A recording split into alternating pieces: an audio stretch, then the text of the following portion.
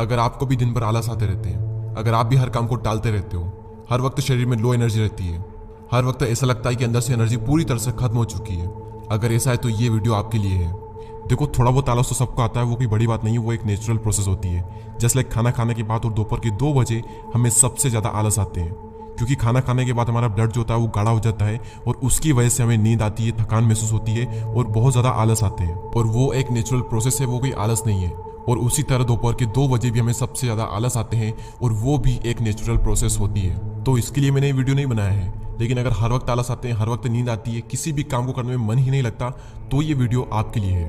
देखो, हमारे आलस के पीछे कुछ कारण होते हैं और उन्हीं कारणों के बारे में आज की इस वीडियो में हम बात करेंगे और उसी के साथ सॉल्यूशन पर भी। तो नंबर 1 पॉइंट जिसकी वजह से हमें सबसे ज़्यादा आलस आते हैं वो है लैक ऑफ स्लीप। आप में से कई लोगों के मन में यह भ्रम होगा कि ज़्यादा सोने वाले लोग आलसी होते हैं, लेकिन एक्चुअल में आलसी वो लोग होते हैं जो कम सोते हैं। साइंटिस्ट की अगर हम माने तो एक एवरेज इंसान को कम से कम 7 से 8 घंटे की नींद जरूर लेना चाहिए।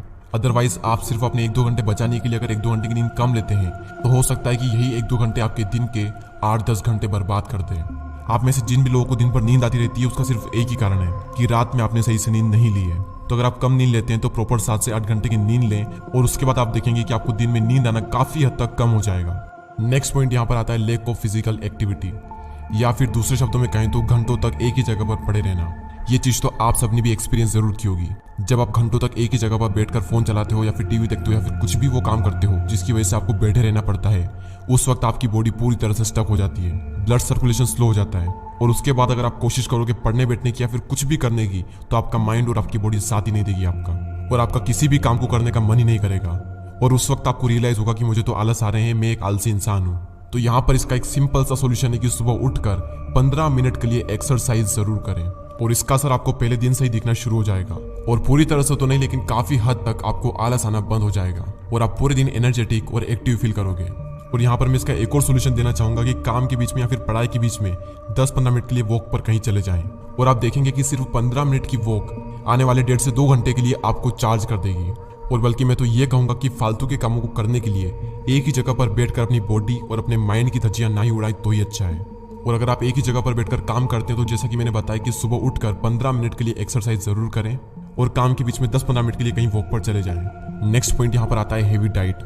जैसा कि मैंने वीडियो के स्टार्टिंग में कहा था कि हर इंसान को थोड़ा बहुत आलस तो आता ही है खाना खाने के बाद में और एक दोपहर के वक्त, लेकिन खाना खाने के बाद में कितना आलस आएगा ये इस बात पर डिपेंड करता है कि आपने कितना खाना खाया है और जो भी खाना आपने खाया है वो खाना कितना हेवी है। और अगर बहुत ज्यादा तेल, घी और मैदा वाला खाना आपने खा लिया तो 3 से 4 घंटों के लिए तो आप भूल ही जाओ कि आपके अंदर एनर्जी आएगी। तो इसीलिए हल्का खाना खाओ और खाना खाने के बाद में बाईं ओर करवट लेकर 45 मिनट के लिए सो जाएं। आप में से कई सारे लोग ये सोच रहे होंगे कि खाना खाने के बाद सोना कितना बुरा होता है शरीर के लिए, और मैं आपको कह रहा हूँ कि खाने के तुरंत बाद आप सो जाएं। खाना खाने के तुरंत बाद सोना बुरा होता है, मैंने माना, लेकिन रात के वक्त, लेकिन दिन के वक्त खाना खाने के बाद बाईं ओर करवट लेकर सोना शरीर के लिए बहुत अच्छा होता है। और ऐसा मैं नहीं कह रहा हूँ, ये बात कहे गए हैं राजीव दीक्षित जी। जापान में एक एक्सपेरिमेंट किया गया जिसमें एक ऑफिस के कुछ एम्प्लॉयज को खाना खाने के तुरंत बाद कुछ काम दिया गया और कुछ एम्प्लॉयज को खाना खाने के तुरंत बाद 45 मिनट के लिए बाईं ओर करवट लेकर सोने को कहा गया।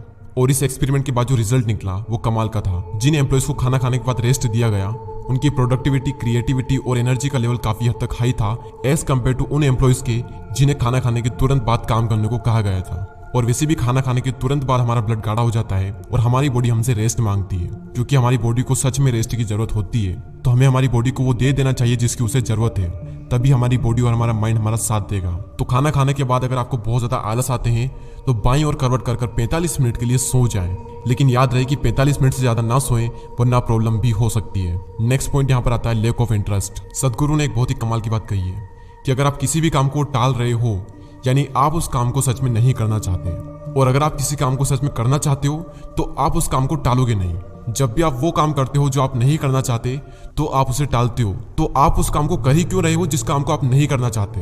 वही काम करो ना जिसमें आपको इंटरेस्ट है, तो ना तो उस काम में आपको आलस आएंगे और करने में भी मजा आएगा और ना ही आप उस काम को टालोगे।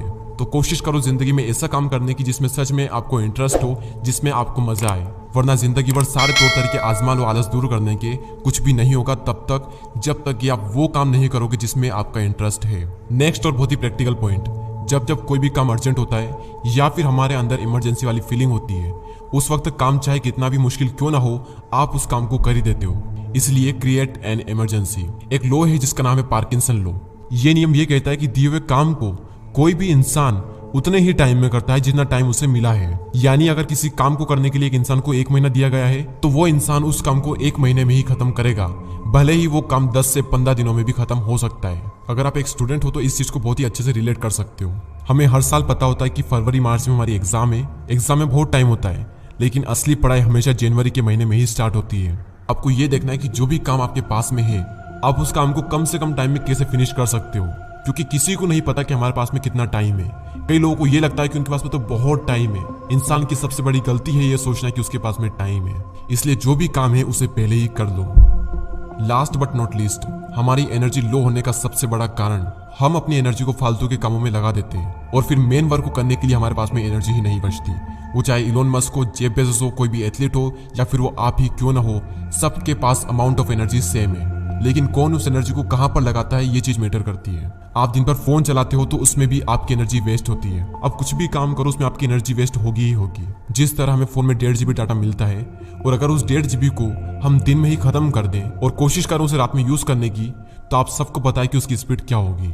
और उसी तरह हम पहले फालतू के कामों में अपनी एनर्जी को वेस्ट कर देते हैं और जब फिर शरीर में एनर्जी नहीं बचती है तब हम कुछ काम करने बैठते हैं और उसके बाद में हमें आलस आने लगते हैं। इसीलिए अपनी एनर्जी का सही से यूज करें, उसे फालतू के कामों में वेस्ट ना होने दें।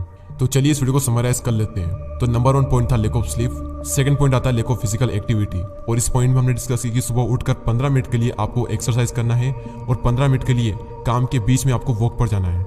नेक्स्ट पॉइंट है हेवी डाइट। और इस पॉइंट में हमने डिस्कस की कि हल्का खाना खाएं और खाना खाने के बाद में अगर आपको आलस आते हैं, नींद आती है, तो बाएं और करवट लेकर 45 मिनट के लिए सो जाएं और 45 मिनट बाद जब आप उठेंगे तो आप बहुत ही ज्यादा एनर्जेटिक फील करेंगे। नेक्स्ट पॉइंट है लैक ऑफ इंटरेस्ट। कोशिश करें अपनी जिंदगी में उस काम को करने की जिसमें आपको इंटरेस्ट हो, तो उससे रिलेटेड जितने भी काम होंगे उसमें आपको आलस नहीं आएगा। और अगर आलस आ रहा है तो समझ जाओ कि आपका उसमें इंटरेस्ट नहीं है। नेक्स्ट पॉइंट आता है क्रिएट एन इमरजेंसी।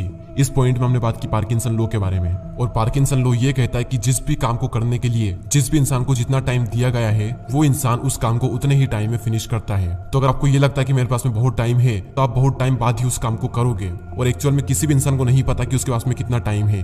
बस कुछ मूर्ख लोगों को लगता है कि उसके पास में बहुत टाइम है, और इंसान की सबसे बड़ी गलती है ये सोचना कि उसके पास में टाइम है। लास्ट बट नॉट लीस्ट, हम अपनी एनर्जी को फालतू के कामों में वेस्ट कर देते हैं और हमारा जो मेन काम होता है उस काम को करने के लिए हमारे अंदर एनर्जी ही नहीं बचती। तो इसलिए अपनी एनर्जी को फालतू की जगह वेस्ट ना करके सही जगह पर लगाएं। उम्मीद करता हूं कि इस वीडियो ने आपकी कुछ ना कुछ हेल्प जरूर की होगी। और नेक्स्ट वीडियो को मिस ना करने के लिए सब्सक्राइब करके बेल आइकन को प्रेस कर दें। मैं मिलता हूं आपसे अगली वीडियो में।